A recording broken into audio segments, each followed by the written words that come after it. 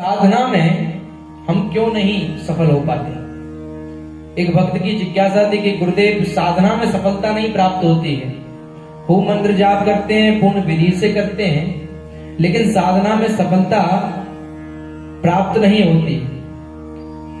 ऐसा नहीं है कि कभी हम कोई भी कर्म करें तो उसका फल ना मिले, फल तो मिलता है।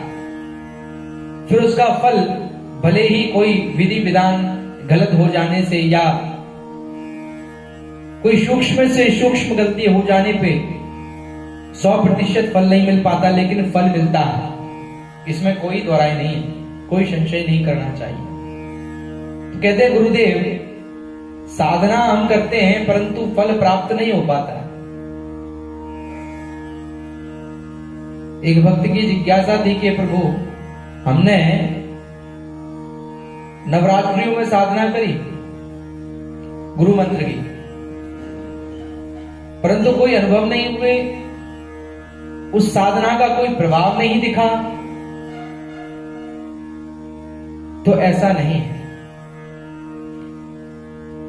यदि हम कोई भी साधना करते हैं तो सबसे पहले हमें ध्यान क्या रखना चाहिए,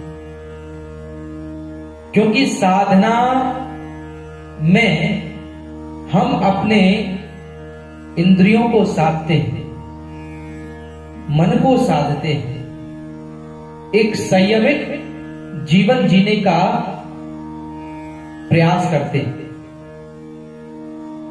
साधना किसको कहते हैं?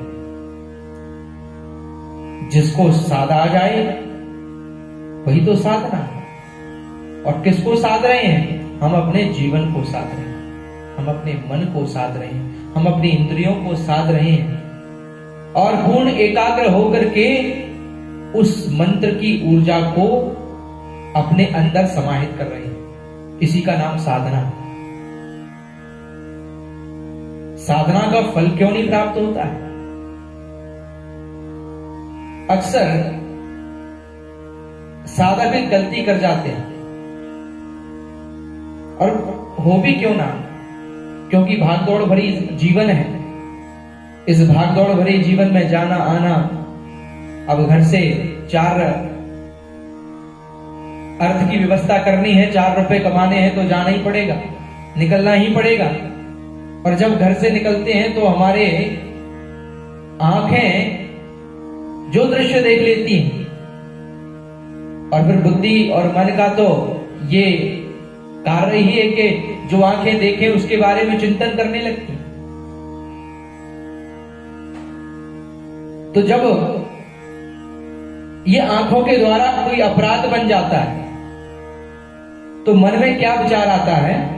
कुभाव आ जाता है। साधना में विशेष मन का विशेष महत्वपूर्ण कार्य है, क्योंकि पूरी साधना के अंतर्गत हम अपने मन को साधते हैं। पूरी साधना के अंतर्गत तो क्या करें? सबसे पहले मनसा वाचा कर्मणा, प्रथम सीढ़ी है, प्रथम सोपान, ये प्रथम सीढ़ी है। मनसा, मानसिक रूप से हम जिस इष्ट को भज रहे हैं उस इष्ट का चिंतन 24 घंटे हमारे आंखों के सामने रहे, चाहे वो फिर आंखें बंद हो या फिर खुली। ये तो असंभव है, खुली आंखों से इष्ट के कैसे दर्शन किए जा सकते हैं? तुलसीदास गोस्वामी जी महाराज कहते हैं, सिया राम मैं सब जग जानी और करऊं प्रणाम जोर जग पानी। सब में राम देखो, सब में अपने इष्ट के दर्शन करो। माता है, बालक है, वधू है, वृद्ध हैं, बुजुर्ग हैं, बच्चे हैं, सब में अपने इष्ट के दर्शन करो साधना के काल के अंतर्गत। ये तो मनसा हो गया, मानसिक रूप से चिंतन केवल इष्ट का होना चाहिए। और वाचा, अब भागदौड़ बड़ी जिंदगी में कुछ बंधु जो हैं व्यापारी हैं, कुछ साधक गण व्यापार करते हैं, कुछ साधक गण नौकरी पेशा भी करते हैं, तो क्या करें, झूठ तो बोलना ही पड़ता है, यही तो नहीं करना है। फिर अपने आप को क्या साधा, जब झूठ का सहारा लेना पड़ा साधना के अंतर्गत भी, तो अपने आप को साधना नहीं कहते, वो साधना हो ही नहीं सकती। यहां झूठ बोल रहे हैं और घर पर साधना कर रहे हैं या अन्यत्र साधना कर रहे हैं, उस साधना का कोई फल नहीं है। वचन, मन से जो सोचा है वह वचन से करो। उन साधना के अंतर्गत जितने भी दिनों की साधना आपने साधी है, वचन से किसी से अभद्रता मत नहीं हो जाए, किसी से किसी की बुराई नहीं निकल जाए, झूठ नहीं बोले, वाणी पर पूर्ण नियंत्रण हो गए। ये साधना का दूसरी सीढ़ी। और तृतीय सीढ़ी है कर्मनिष्ठता।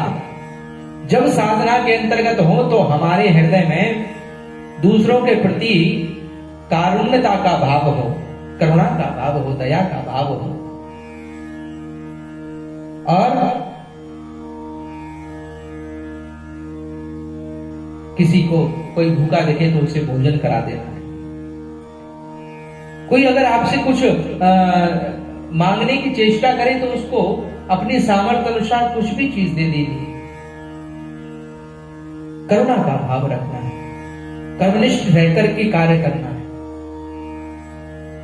यदि हमें साधना में 9 बजे बैठना है तो 9 बजे ही बैठना है।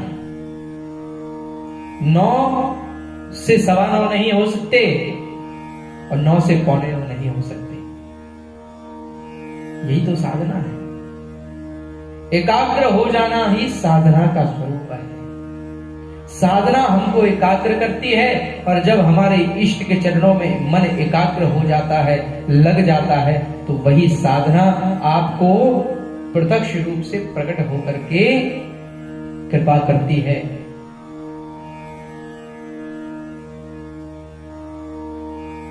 वाणी से कुछ बोल रहे हैं, मन से कुछ सोच रहे हैं और कर्म से कुछ कर रहे हैं और साधना भी चल रही है, ये साधना श्रेष्ठ नहीं है। वह साधना कोई फल प्राप्त नहीं करती। हाँ, लेकिन ये नहीं कह सकते कि कोई फल प्राप्त नहीं कराएगी। फल मिलेगा अदृश्य रूप से। जब आप कोई संकट में होंगे तो जब आपने प्रभु का नाम, क्योंकि शब्द कभी खत्म नहीं होते। परमात्मेति ब्रह्मेति परमात्मेति इति शब्द का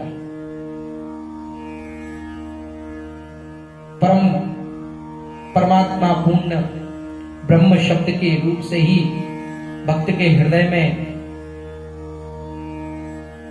विराज कर विद्यमान होकर के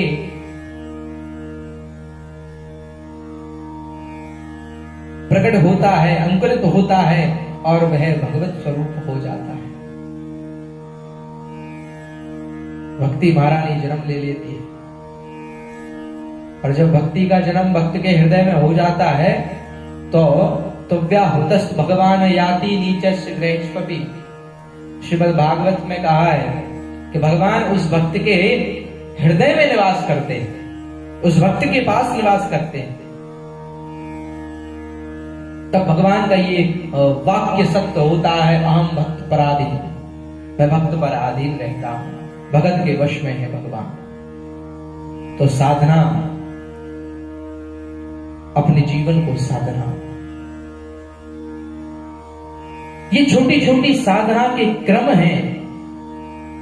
9 दिन, 41 दिन, 21 दिन, 11 दिन, इनमें हम पूर्ण प्रयास करते हैं और धीरे धीरे करके हम जीवन को अपनी साधना बना लेते हैं और साध्य अवस्था में रह करके जगत का कल्याण, जगत के लिए सेवा और जगत की कल्याण की कामना के साथ अपने धर्म में जीवन लगा देते हैं। इसी का नाम साधना है और यही साधना का फल है।